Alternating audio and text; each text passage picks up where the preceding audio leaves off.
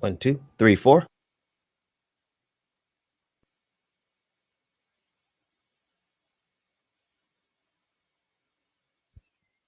And here we go.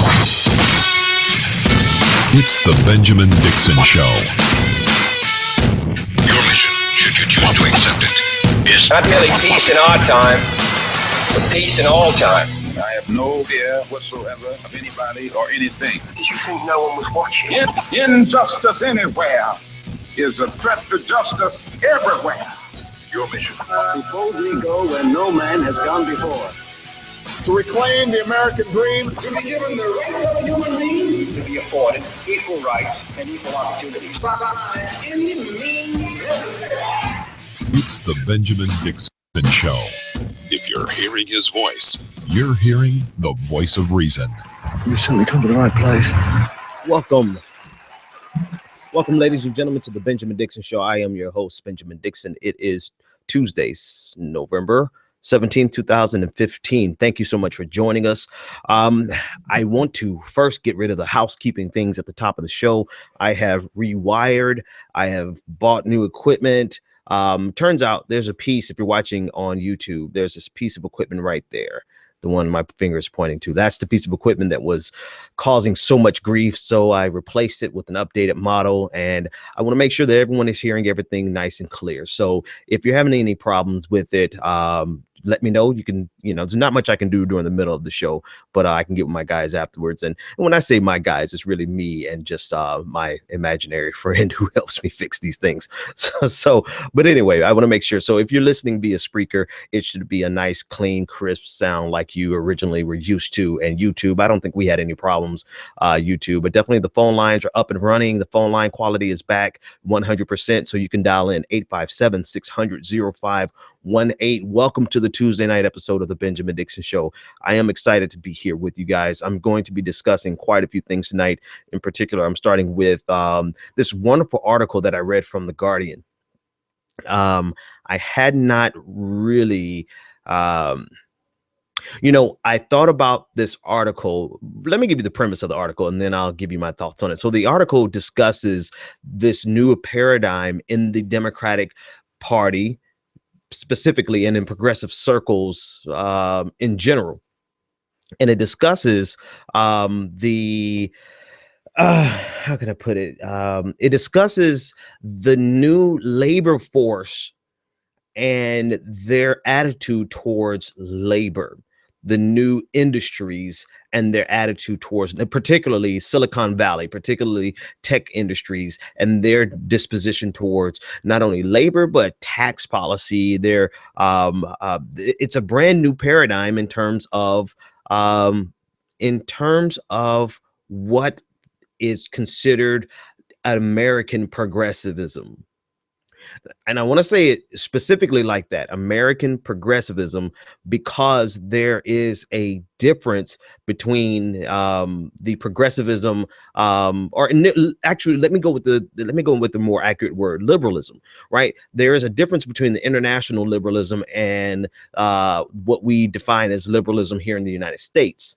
And so the article from The Guardian, and I'll try to post it in the description if I can remember, of both Spreaker and YouTube. But the article in The Guardian discusses how Silicon Valley is uniquely different, and their desire for progressivism is different than what traditional labor unions wanted, and what they represented and what they stood for. The tech industry has very progressive social desires and policies. I don't want to call them policies because they're not enacting policies, but they lean towards more progressive policies, LGBT rights, marriage equality. They lean towards better education systems, but there's a caveat there.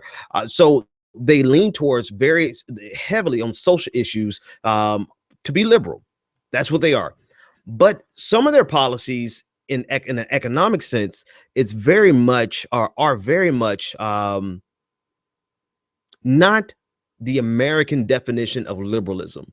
And I have to splice it. I have to parse it like that because there's a very big difference between the American definition of liberalism and the international definition of liberalism. And I will unpack that more as we go.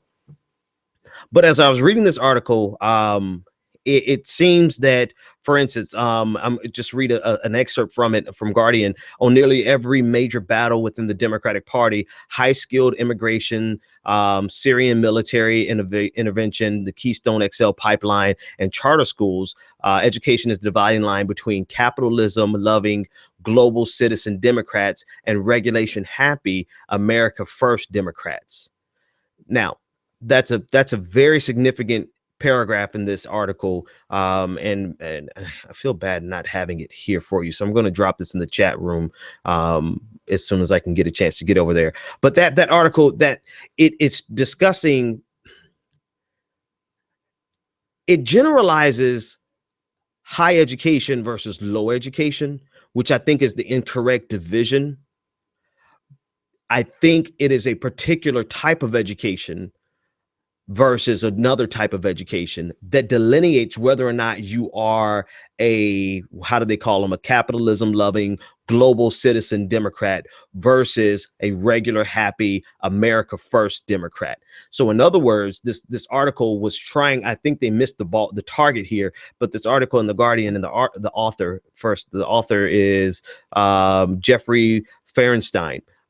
It's a great article, but I think he parsed that division that we have in the Democratic Party now, because it's not about the amount of education that delineates whether or not you're going to be a globalization, capitalism, neoliberal, or you're going to be an American first, not so much isolationist, but definitely American first, standard progressive as we've known it through American history. I'm still unpacking it, and then I'll give you all the commentary. So I think they parsed it incorrectly and based it on the amount of education. The correct way to delineate between the two types of progressives that are in the party right now would be the type of education. For instance, I'm almost through my PhD, and I lean more towards the America First progressivism, right? I do have, full transparency, I do have some neoliberalism in me. I do. All of us were born into a capitalistic, let's come up, let's make some money kind of system. So our brains are hardwired that way. So even though I have some of those tendencies, I lean much further towards the America First, let's take care of the middle class before we take care of the global community, that type of progressive. So it's not the amount of education, because I'm almost done with my PhD. It's the type of education, right? Because there's some young guys who only have a bachelor's degree, who got their degree in computer engineering, and they're starting a startup, and they want to make sure that they have access to all the capital possible so that they can be the next Apple, which they won't be, but at least they can dream that, right? They can go after that. So it's not about the amount of education as he kind of alluded to in this article. It's the type of education. It's the STEM versus everything else kind of paradigm. And we're seeing that more and more in the Democratic Party, that we have a lot of people, and I don't really consider myself a Democrat as much as I do a progressive. So when I use these general terms, I'm talking about people who generally identify with the progressive movement, with the liberalism, and on the left, right? So if I say Democrats, you may not be a Democrat. I'm more of an independent, but you know what I'm talking about. No more caveats, no more disclaimers. Here we go. The division that you see in the left-leaning political spectrum in the United States of America, you're seeing it based on the fact that you have socially progressive individuals who are dead smack in the middle of the neoliberal capital of the world. And I'm not talking about a physical capital. I'm talking about the industrial capital, right? And the industrial capital of capitalism right now, of neoliberalism right now, is the tech industry. Yes, the financial markets, absolutely. But the financial markets are there. Really, the financial markets are really catering to not only the banking industry, but also to the tech industry. Capital is going to the tech industry right now. So you have these people who are progressive in their hearts on social issues, on civil rights issues, on marriage equality, definitely on education, make sure we have funding for education and all these kinds of things. But they want as loose tax policy, as little, it would be the more accurate word, tax policy as possible. They want low taxes. They want low regulation. They want to make sure that when they start their startup, that they don't have any encumbrances, anything that's going to hinder them from just having an easy, smooth sailing. And so you get a clear divide in the Democratic side of the American political spectrum, where now you have people who tend towards the old regime of progressivism, like me, who want the support and want to support labor unions, who want to make sure that we are focusing on the middle class. You have the people who lean more towards the Bernie Sanders, and then you have the Wall Street Democrats and the Silicon Valley Democrats, so-called progressives, that really lean heavily because of their industry on as little regulation as possible, as much capital as possible, the ability to get visas for highly educated foreigners to come and take a job, all the things, the globalized economy. That's the new face of, I would say, Democrats before I say progressives. This shows you, this article, is quiet as it's kept. I don't know how many times it's been shared. Let me see how many times it's been shared. Oh my God, this article has only been shared, excuse my excitement there. It's only been shared 165 times and only 39 comments. Let me refresh my screen. How many times has it been shared now? 178. Okay, so it's picking up some steam, but ridiculously low for how significant I think this article is in terms of how it shows you the split between Hillary Clinton. And they've run some numbers. The people who lean towards looking at, let's just go with a simple divider now, and then you could read it for yourself and see how they divide it. But you have the Hillary Clinton type of Democrat, and you have the Bernie Sanders type of independent / Democrat / progressive, right? They did a survey, and this is some of the data they found that here's one of the questions: unions are bad or unnecessary in a modern economy. Those who lean more towards Hillary Clinton, 35% of them said yes. Those who lean more towards Bernie Sanders, 20% of them said yes. Look at that division. Now, when you read the article, it doesn't divide them out as Hillary Clinton and Bernie Sanders, but it describes the type of person it is. And so the type of person that would support Hillary Clinton, 35% of them thought that unions are bad or unnecessary in a modern economy. Here's the next question. Support more high-skilled immigrants. 64% of the people who are likely to support Hillary Clinton thought that that we should bring in more high-skilled immigrants. 54%. That's still a positive number on the people who lean more towards Bernie Sanders. Here's the last one. Believe that public services should compete with each other. 52% for Hillary Clinton, people who would favor the type of Democrat that Hillary Clinton is, and 35%. It just shows you that there are fundamental ideological differences between or inside of the left-leaning political paradigm in America, which shouldn't be a surprise. And it's actually not a surprise to me for two major reasons. One, because of the world I exist in, and two, because of the stuff that I study. The world that I exist in outside of my show, it's a neoliberal world. It is a tech industry world. It's we need to get the next round of funding. It's the what is our stock value worth? That's the world. That's the world. And everyone in that world, they are I would say 95% socially progressive, more socially progressive than me.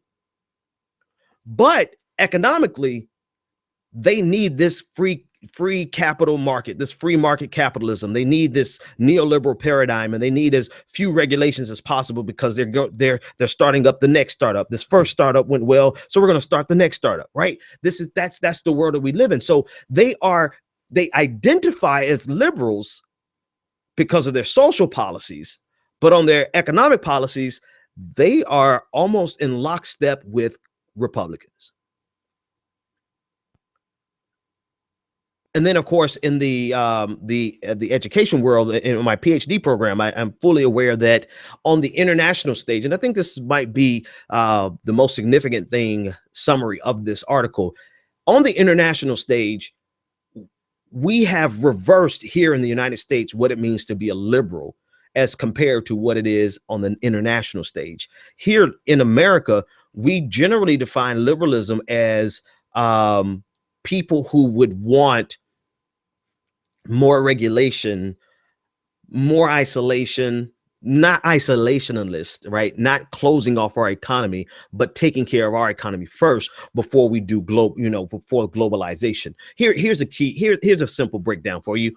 People who would prefer the TPP versus those who are absolutely against the TPP. Those who would prefer the TPP are those who want access to those markets for all of their products, particularly their software, their technology, and they want access to the labor that they can get there, because not in terms of manufacturing labor. Here's a great divider. Not in terms of manufacturing labor, but in terms of high-skilled people, engineers that they could bring over to the United States, right? Which means a more favorable immigration policy, easier access to visas, to work visas for I forgot the type of visa that it is for high skilled workers. But you understand their priorities economically are totally different than the average middle class person who doesn't have access to that dog eat dog capital world competition across international lines. It's a totally different world, and that's what liberalism is defined as in the international system. That's why we call it neoliberalism. When we talk about capitalism, a lot of people refer to it as neoliberalism. And it seems counterintuitive here in the United States, because neoliberalism, the word liberal generally refers to people who are not so keen on the free market, laissez-faire economics, right? Laissez-faire capitalism, rather. Right? We need regulation to make sure that, and safety nets to make sure that people don't fall through the caps. But on the international stage, the liberals are the ones that are the free market capitalists.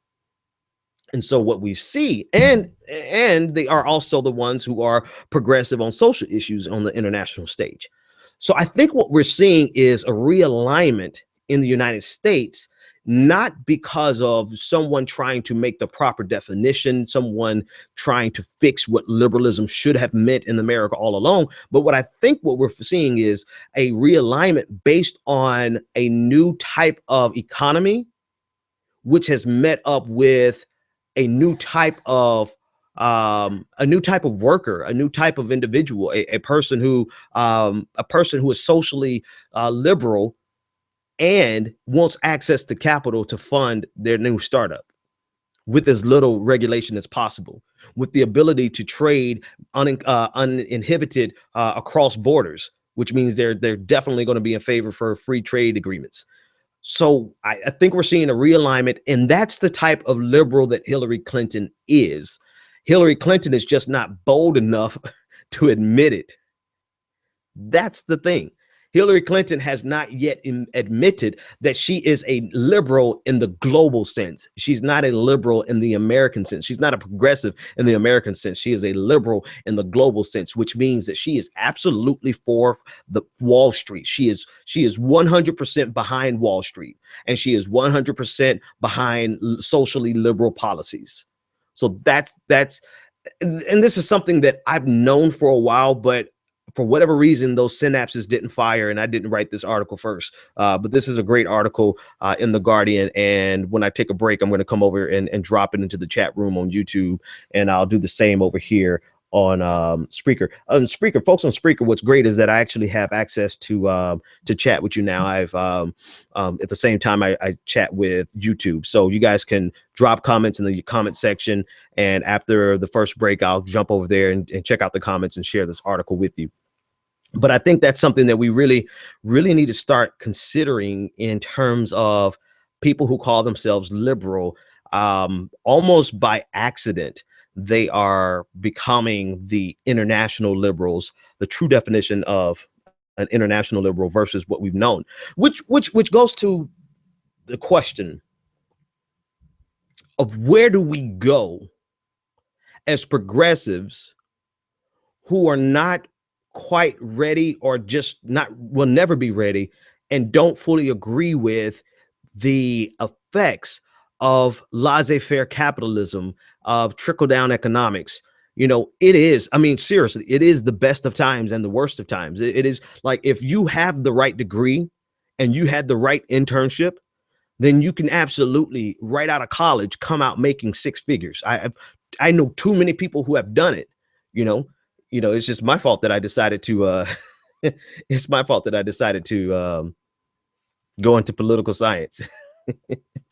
But if I had stuck with my math, what was that I majored in the first time? Oh, just straight up mathematics. If I stuck with mathematics and converted that into an engineering degree, then hell, I could be making, probably by now, as old as I am, I could probably making 200,000 plus a year. So it is possible.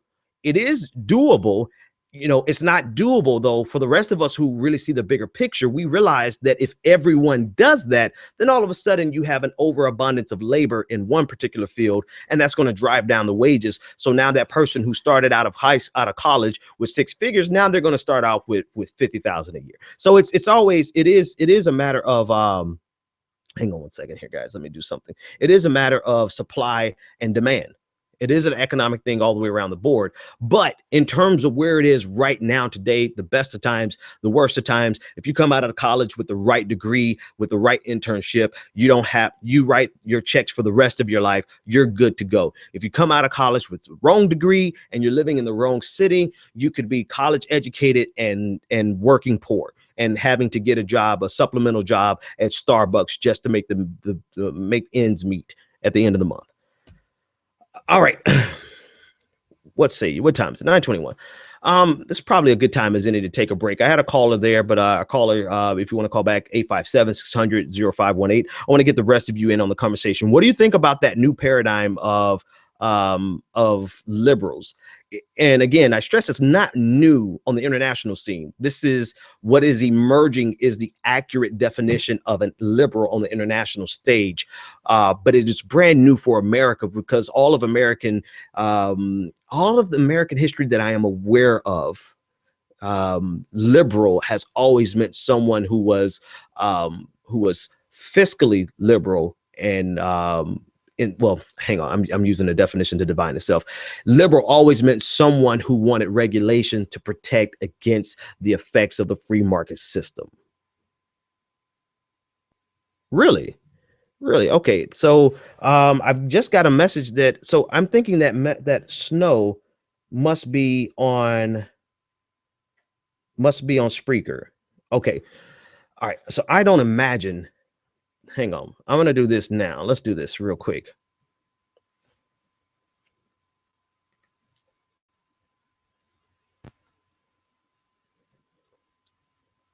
Okay.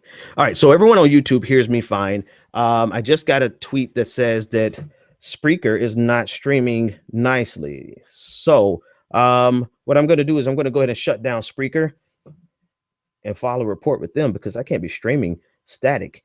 And when I come back from break, I will talk about the next thing, and then I'll just upload the audio over there on Spreaker. Okay, folks, this is the Benjamin Dixon Show. You know the time, you know the place. Thanks for tuning in. Good day, sir. Wrong one. All right, when we come back after this break, I want some of your phone calls, 857-600-0518. This is the Benjamin Dixon Show, and we will be back after this break.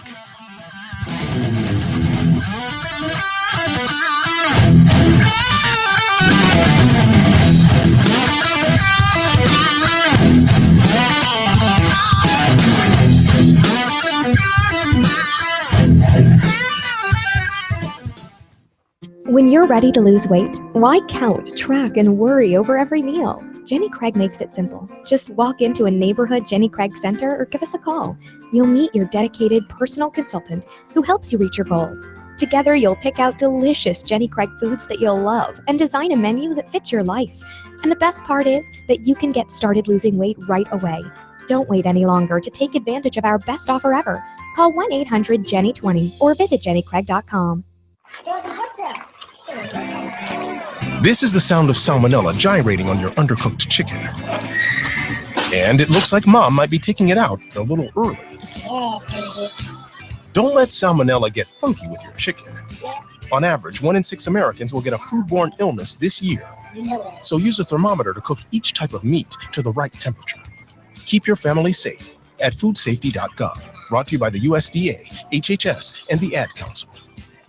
On the next episode of Recipes for Disaster. I'm making beef sliders for my friend Sandy. Nana taught me to always pull meat off the grill early so it's extra juicy.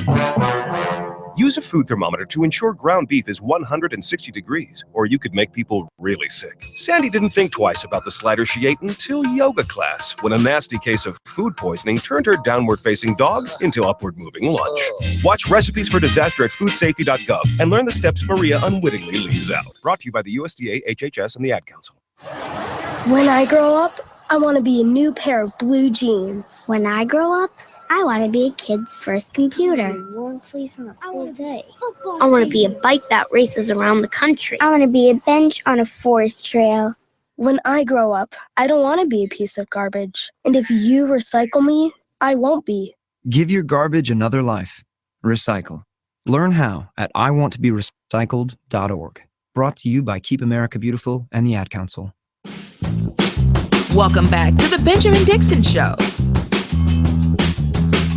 If you're hearing his voice, you're hearing the voice of reason.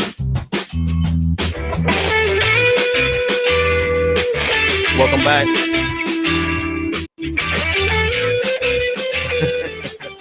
I'm sorry about the food safety commercials. I had to run that one because I need a little bit longer. So I thought I had some audio issues, but it looks like I don't have any audio issues. So if something goes wrong, you guys, I know you guys on YouTube would definitely tell me. I know I for certain, I know I wouldn't have all these people here listening. So I know YouTube is good. And actually let me take this off so you can see my face, my beautiful face, right? I know YouTube is good, and Spreaker, I think everything should be good for you guys. If not, charge it to my head, and I will have a better one uploaded before the end of the night. But so far, so good. All right.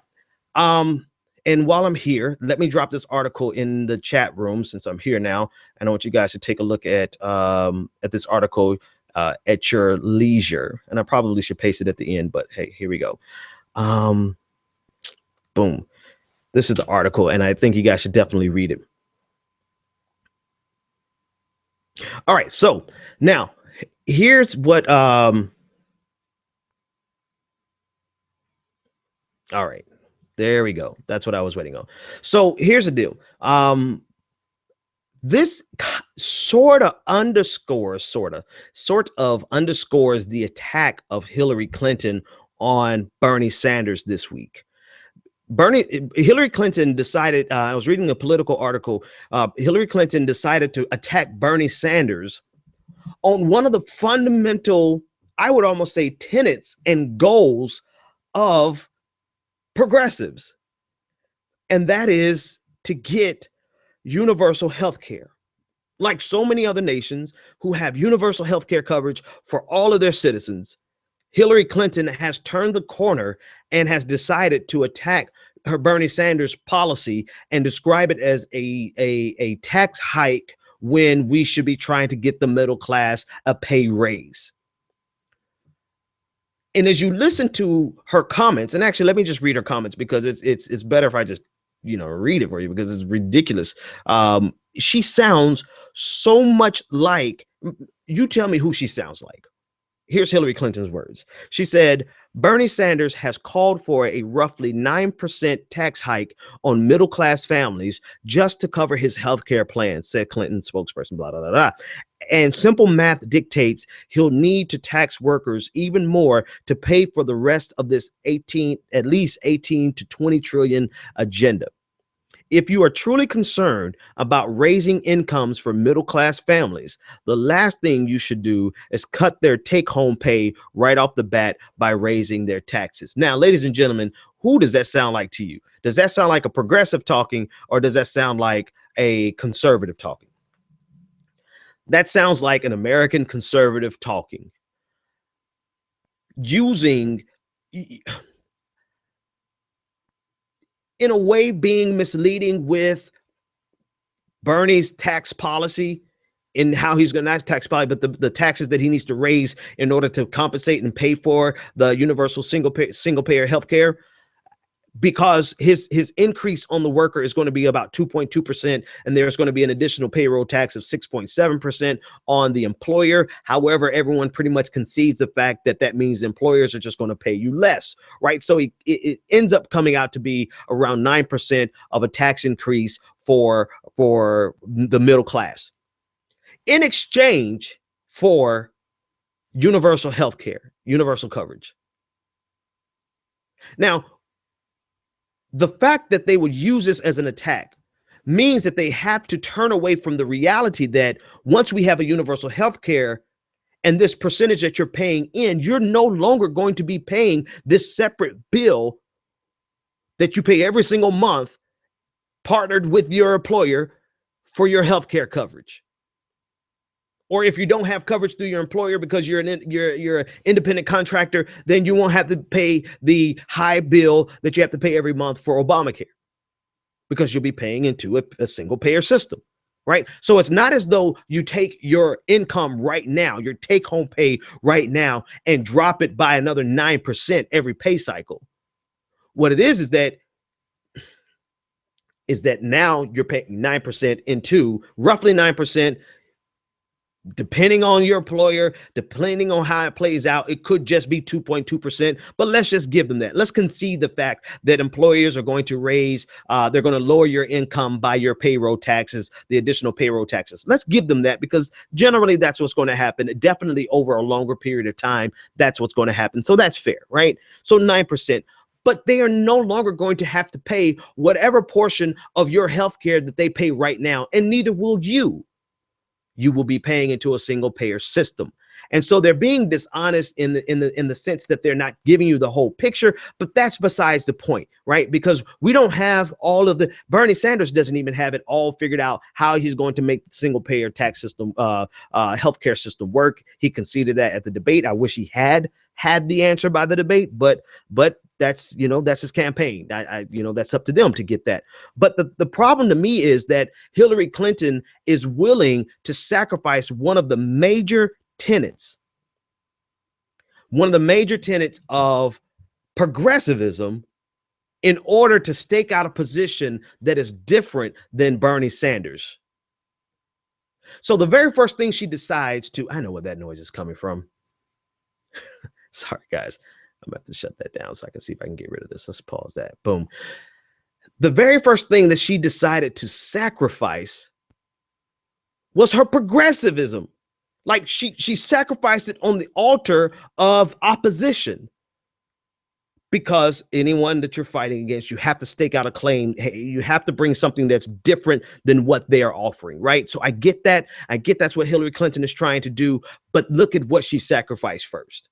And that's the disturbing thing about this. That's what makes you realize that Hillary Clinton is absolutely not the type of progressive that progressives are looking for.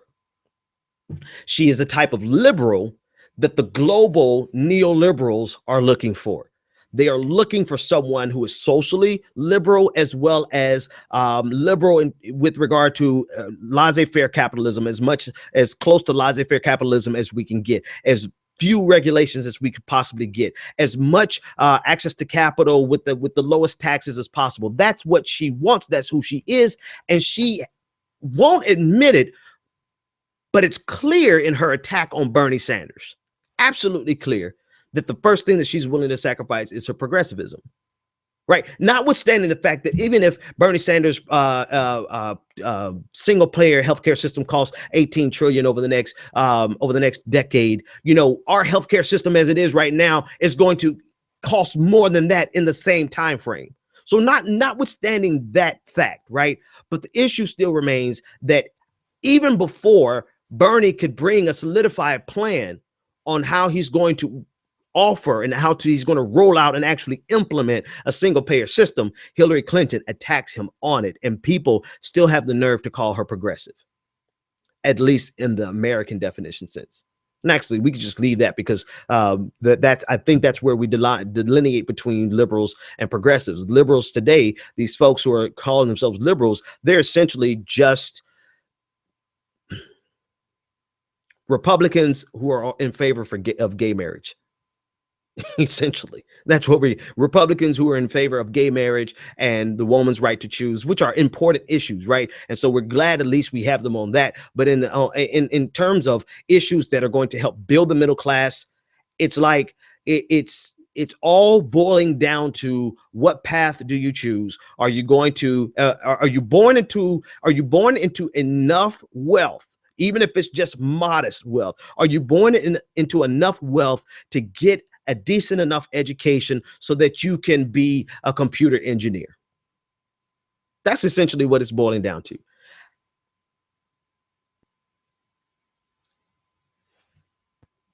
I mean, that's it. I don't think there's any. That is the new paradigm for liberals. If Hillary Clinton is elected, that's what it's going to look like. And so we have to ask ourselves the question, are we not becoming dinosaurs? But is the fight over with already? Is the fight to, you have multiple fights. And let me make it clear. You have those liberals and those progressives who want to destroy, who want to see the neoliberal capitalistic system we have come down and something replace it. I really haven't read much scholarship on what could successfully replace it.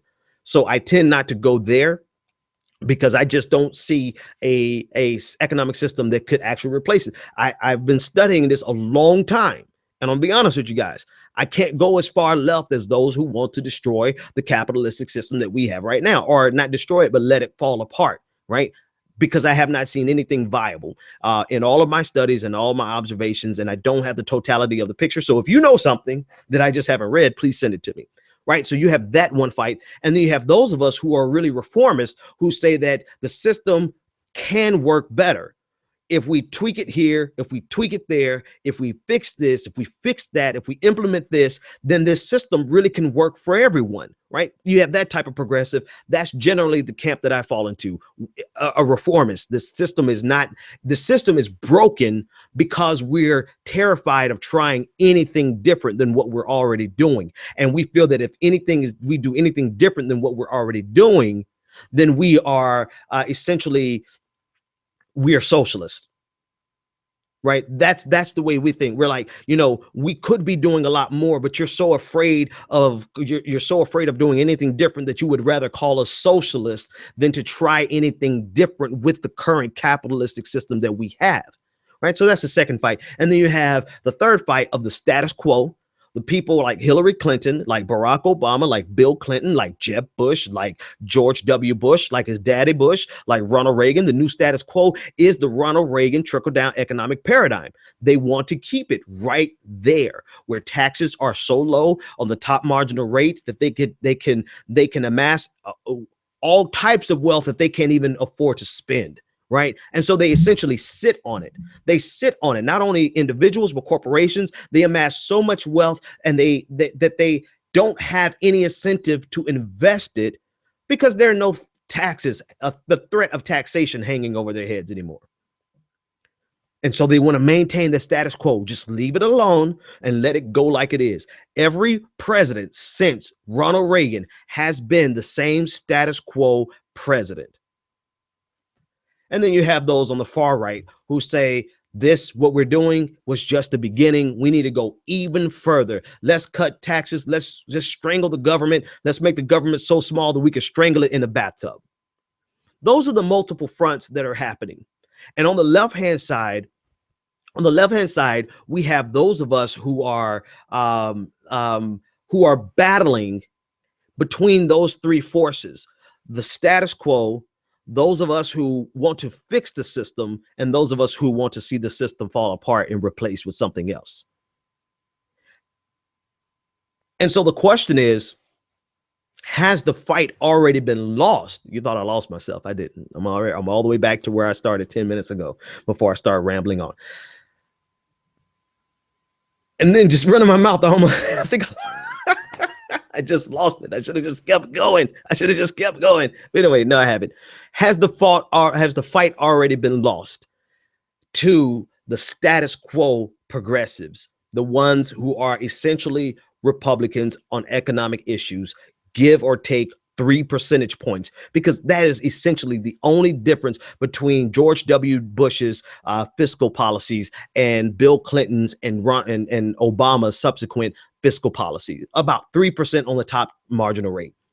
Obamacare is a Republican piece of legislation. That's as moderate, that is a free market, moderate piece of legislation. And no matter how much they opposed it, no matter how much they screamed socialism, it was born in the Heritage Foundation, implemented first in Massachusetts with Mitt Romney. It is a Republican moderate piece of legislation. So I don't even count that. Everything else is pretty much lockstep. So the question I want to ask you guys, have we already lost this fight, seeing that a good percentage, based on that article in The Guardian, it wasn't a scientific, I don't think it was a scientifically based sample size, so we can't apply it to everyone that is progressive, right?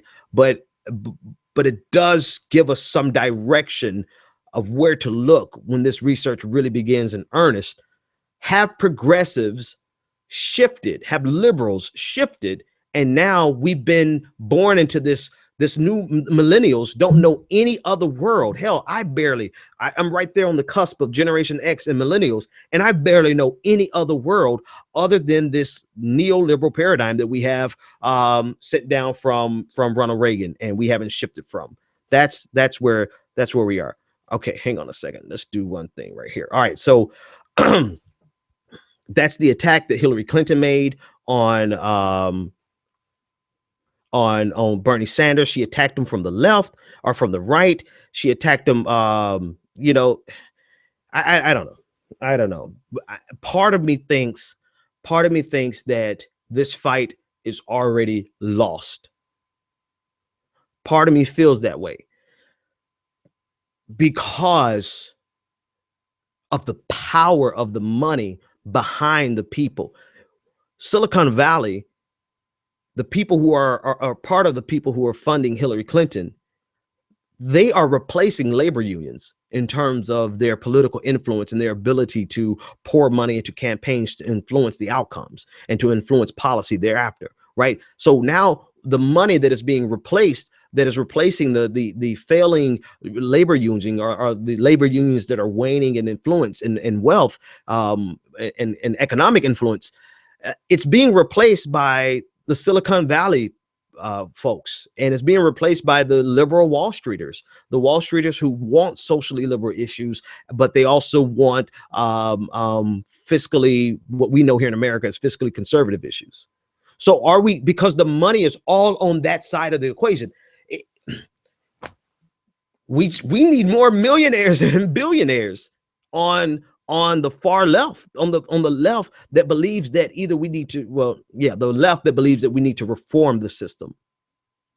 Because if you believe that we need to break the system, then it just wouldn't follow that you would actually have money in the system. That would be like a jihadist who won't go and blow himself up, but he'll send somebody else to blow himself up, right? I hope you guys follow that analogy. That'd be a horrible soundbite. But that's what I'm saying, because those of us who are fighting this fight, we don't have millions of dollars to throw in to hang on. What the blood clot? All right, so if this is not one thing, it's another. No idea why this froze. Let's see what's going on here. All right, so I'm going to run another break and see what's going on. You guys hold on. If you can still hear me on Spreaker, hold tight. We'll be back right after this. This is the Benjamin Dixon Show.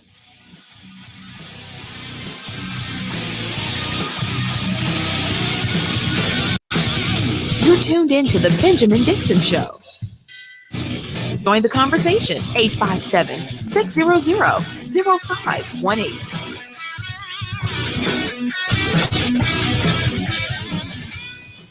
Looking for the right business opportunity? Need the right product, the right marketing plan, and the absolute best training in the world? Well, look no further. The Elite Team. Every leader in time excels. They believe the key ingredients in becoming successful in life and in business are just a keystroke away. Go to www.eliteteamsite.com.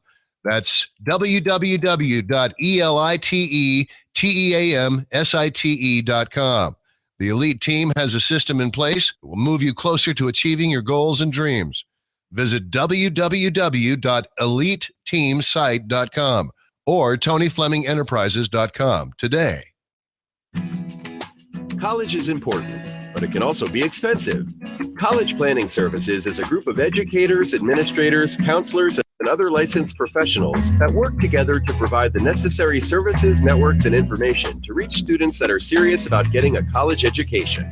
College Planning Services partners with financial institutions, corporate sponsors, and other major players in the global market to strategize in building a pool of information regarding financial aid, scholarships, and funding information to assist students in preparing to access the essential resources to build upon their path to an educational future. Learn more at collegeplanningtoday.com and let us help you start your college career.